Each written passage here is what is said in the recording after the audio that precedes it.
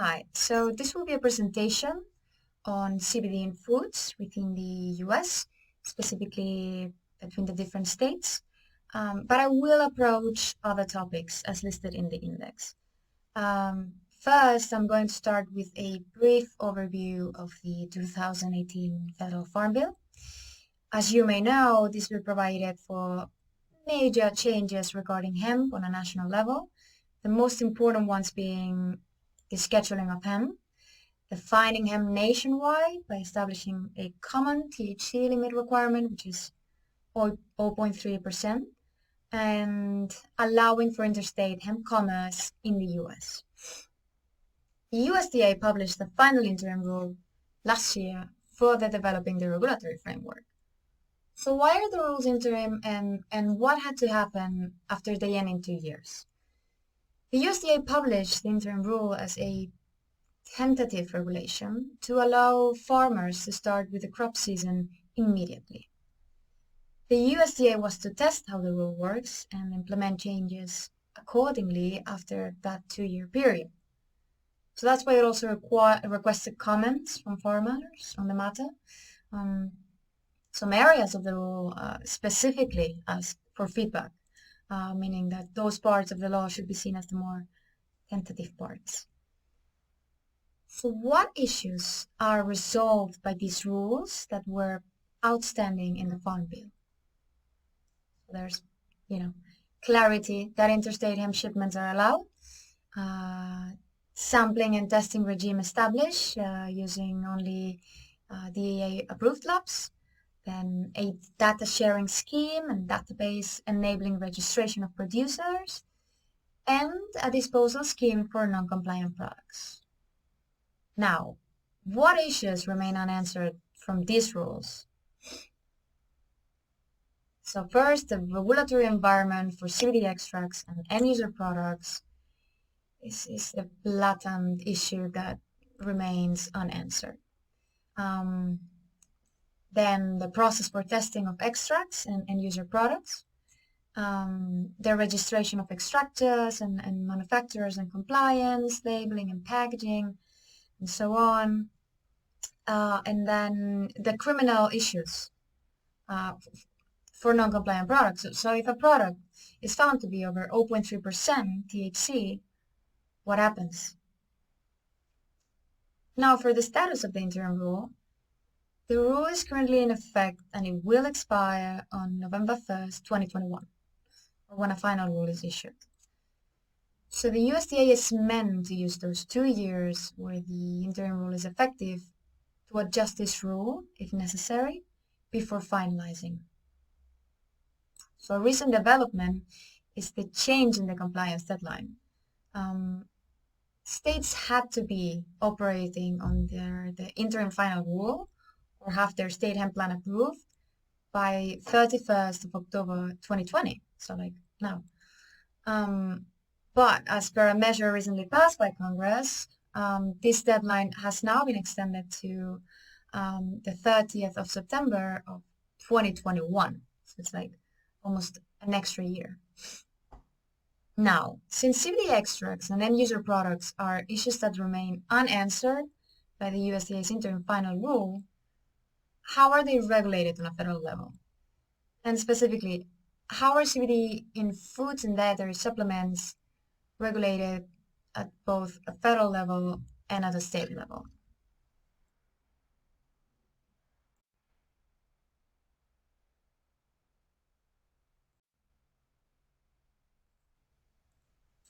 So far, the FDA has approved only one CBD product, which is a prescription drug product to treat 2 forms of epilepsy. As a result, the FDA has stated that it is currently illegal to market CBD by adding it to a food or labeling it as a dietary supplement. The reason behind it is that since CBD has been studied for drug uses, it can now not be marketed as food or dietary supplements.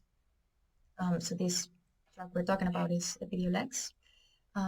In that sense, the FDA has taken enforcement action against food and dietary supplements that contain CBD only when those products were making some sort of drug-related claim, such as curing or treating diseases. Specifically, the FDA has warned companies for marketing unapproved cannabidiol products when they make unsubstantiated claims to treat cancer, Alzheimer's, opioid withdrawal, pain, and pet anxiety. So those are the only situations we've seen of FDA's enforcement. So since it does not seem that the federal stance is going to change anytime soon, or that they will actually enact regulations regarding CBD in food or dietary supplements, or that it's going to happen anytime soon, really, many states have taken action to regulate those products as they see fit. In that sense, many states are enacting non-ambiguous regulation, allowing the use of CBD in foods or dietary supplements, which is, the complete opposite stance than the one taken on a federal level. So nearly half of the states allow it, and even large states at that, while some other states have been trying to legalize it as well. So since there is no uniformity, we can see a wide range of variety in regulating CBD in food. Among the most populated states, we can find Florida or Texas explicitly allowing those products. There are, of course, some restrictions or rather regulations. So while Florida requires any establishment that manufactures, processes, or sells food containing hemp extracts, since it will be considered a hemp food establishment, and it will be required to have a food permit to operate in Florida according to Florida law.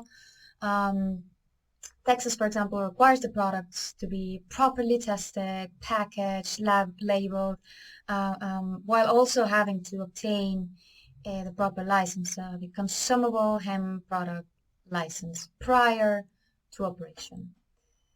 Now, other states, we can see other states, of course, explicitly allowing those products, such as, Colorado, Kentucky, New Jersey, Ohio, Virginia, and we can find some interesting regulations in Utah, for example, in several states, but let's say Utah requires CBD products to carry QR codes.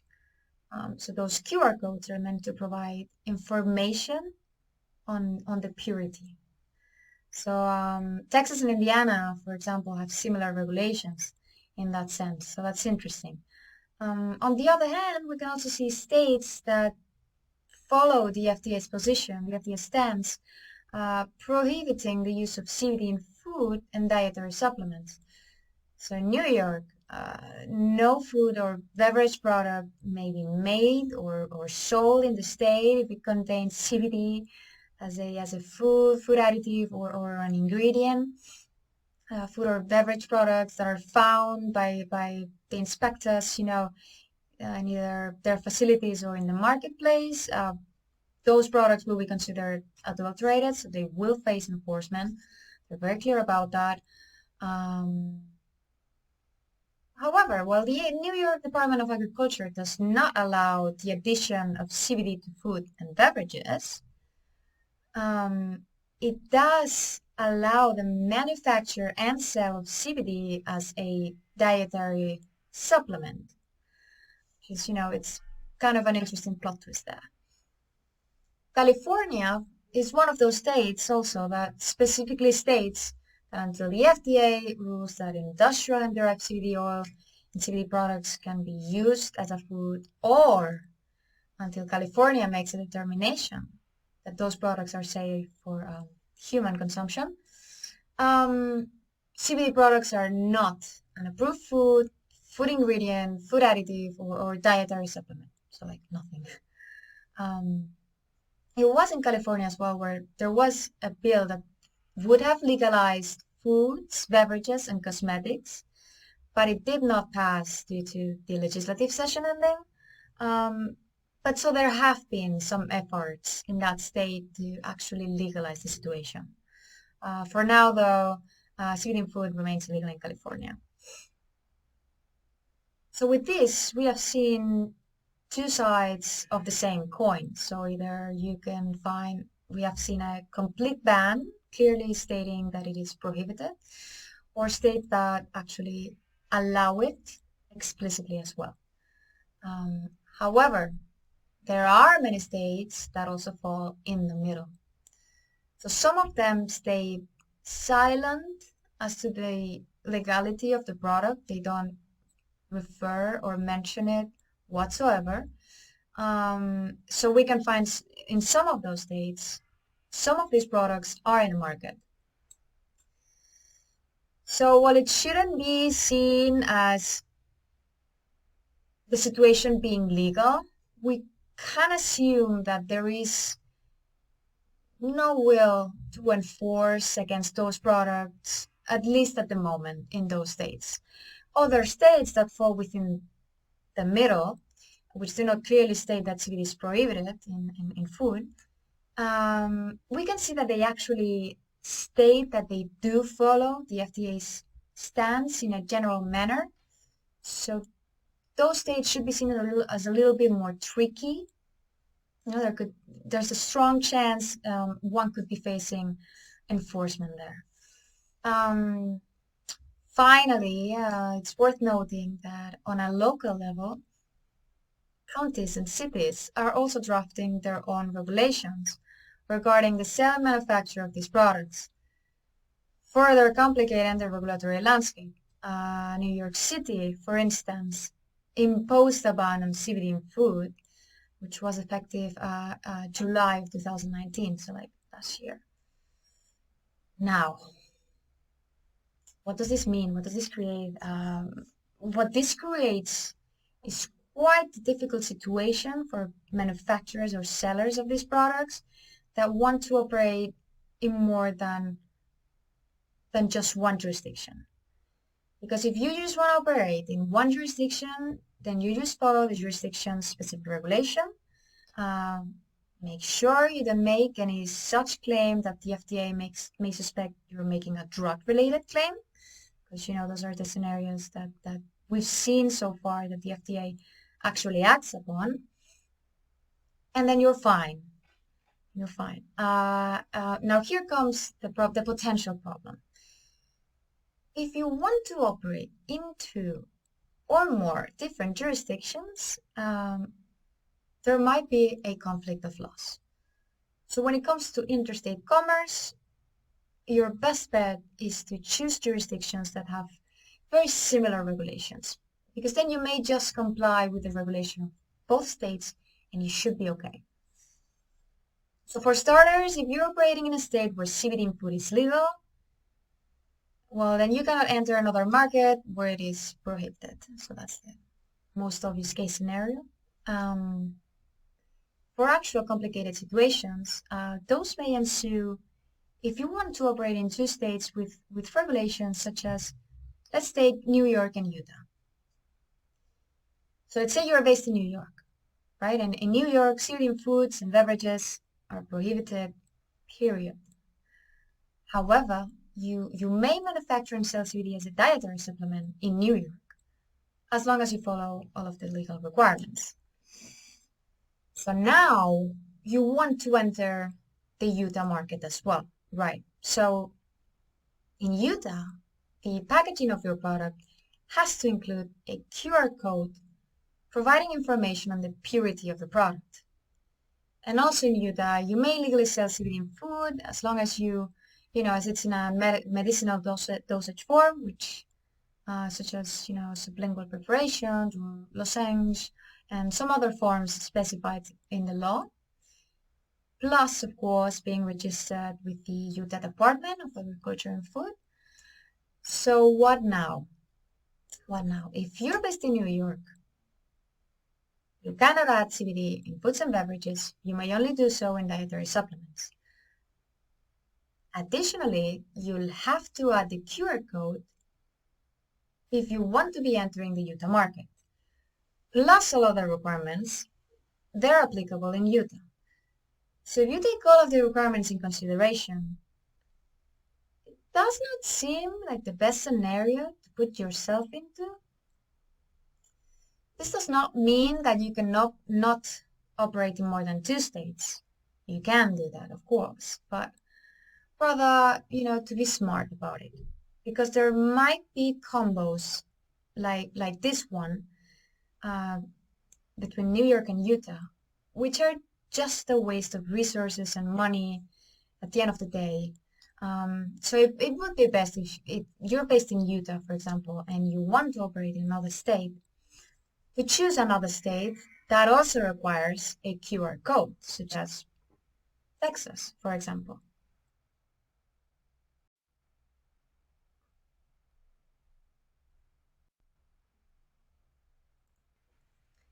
So, to finish this presentation, some key takeaways. To summarize it all, um, we've seen the conflict between federal law and state law. We know that at the federal level, uh, not only did not the Farm Bill address CBD, which was expected, but also the USDA in its interim rule, it didn't really tackle what to do with CBD end user products. So we find a little bit of a legal gray area um, in that sense, that the states and local jurisdictions try to pick up the slack from. So what does this mean? This means obviously that companies that wish to manufacture or sell CBD in food products,